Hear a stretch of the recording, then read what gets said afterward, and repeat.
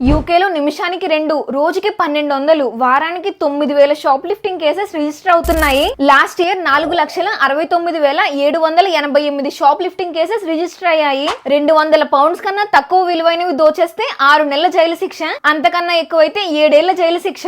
కొంతమంది స్టూడెంట్స్ తెలియక సరదాగా చేసే పనుల్లో షాప్ లిఫ్టింగ్ ముందు ఉంటుంది. అదే మన టార్గెట్ యూకే డే 98. కానీ ఈ వీడియో చూసాక మీరెప్పుడు యూకేలో కానీ యుఎస్ లో కానీ షాప్ నుంచి ఏ వస్తువు డబ్బులు కట్టకుండా వెళ్లే ముందు అమ్మకి తెలిసిన జాగ్రత్తలు అమ్మ ఎలాగైనా చెప్పి పంపిస్తుంది. కానీ అమ్మకి తెలియని ఇలాంటి జాగ్రత్తలు లుమినరీ ఓవర్సీస్ టీమ్ చెప్పి పంపిస్తారు. ఫస్ట్ పాయింట్, భయం. మీరు ఒకసారి తెలివిగా దొంగతనం చేసి పరిగెట్టేసిన సీసీ క్యామ్ లో మీరు షాప్ లిఫ్టింగ్ చేస్తున్నప్పుడు తీసిన మీ ఫోటో డేటాబేస్ లో భద్రంగా ఉంటుంది. కాబట్టి నెక్స్ట్ టైం ఆ షాప్ కి వెళ్ళినప్పుడు ఫేస్ రికగ్నిషన్ ద్వారా మిమ్మల్ని గుర్తుపట్టి అరెస్ట్ చేయొచ్చు. కాబట్టి ఒక్కసారి దొంగతనం చేస్తే మళ్ళీ భయపడుతూనే బతకాలి. 20 పౌండ్స్ కి ఇంత భయపడుతూ బతకడం వర్త్ కాదేమో కదండి. సెకండ్ పాయింట్, పరువు. సోషల్ మీడియా లేనప్పుడు తప్పు చేస్తే పక్కింటి ఆంటీకి మాత్రమే తెలిసేది ఇప్పుడు ప్రపంచానికి తెలుస్తుంది. 1 మిలియన్ వ్యూస్, 2 మిలియన్ వ్యూస్. అదేంటో ఈ మధ్యన పోలీసులు కూడా చిన్న తప్పు చేసినా అది తెలిసైనా తెలియకైనా దాన్ని యూట్యూబ్ లో, ఫేస్బుక్ లో అప్లోడ్ చేసేస్తున్నారు. సో మిమ్మల్ని పట్టుకున్న పోలీస్ ఆఫీసర్ కి యూట్యూబ్ ఛానల్ ఉంటే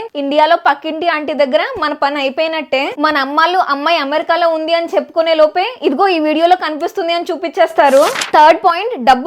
సరదాగా 80 పౌండ్స్ దోచేసిన 8,000 పౌండ్స్ ఫైన్ వేస్తారు. అంటే మన జేబులోంచి డబ్బులు పోతాయి. ఆల్మోస్ట్ ఒక సెమిస్టర్ ఫీ పోతుందన్నమాట. తర్వాత సంవత్సరానికి 80 లక్షల జీతం అన్నది మన జాతకంలో ఉండదు. ఎందుకంటే ఆల్రెడీ ఈ మార్క్ మన జాతకంలో ఉంది కాబట్టి. అంటే మన అదృష్టం బాగోకపోతే అంటే మన జేబులోకి డబ్బులు కూడా రావన్నమాట. వర్స్ట్ కేసులో ఏదైనా జరగచ్చు. సో సీనియర్స్ చేశారు, సీనియర్స్ చేసి దొరకలేదు అంటే తను పుట్టిన నక్షత్రం వేరే ఉంటుంది. కానీ మన నక్షత్రంలో దొరికిపోవాలని రాసుంటే అందరి జాతకాలు ఒకేలా ఉండవండి.